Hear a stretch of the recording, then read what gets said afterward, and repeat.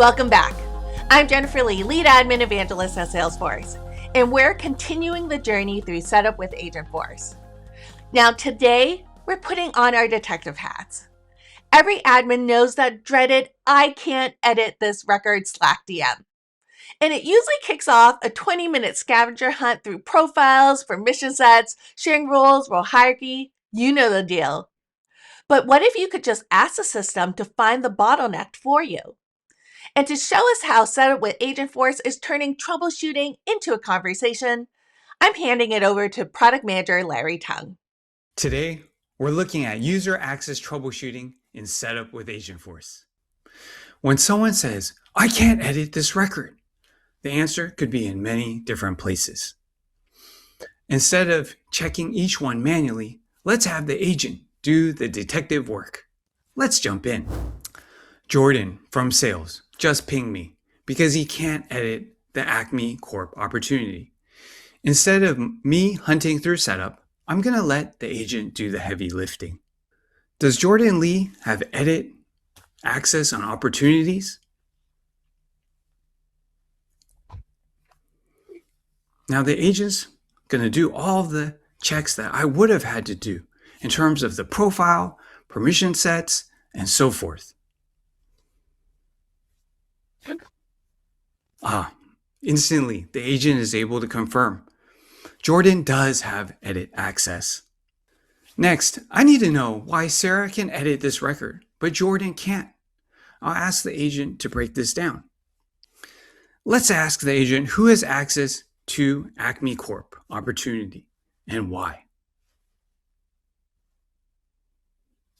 There's our answer. Sarah Chen is the owner. We see there's also the West Region Sales Group that's getting access through a public group. But let's confirm. Is Jordan Lee a member of the West Region Sales public group? Normally, this would have taken me 5 or 6 clicks in different places in setup, but here we have it. Jordan's not part of the public group. Now for the fix. I'm not going to create a one-off manual share. I want to keep the org clean. I'll simply ask the agent to add Jordan to that West Region group.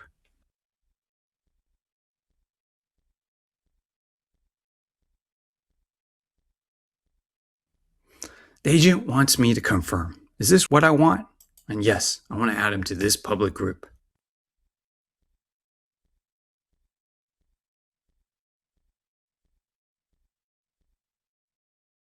And just like that, we're done. Jordan has the access he needs. We checked object permissions, inspected record level access, we identified a gap, and we resolved the issue using the org's configuration.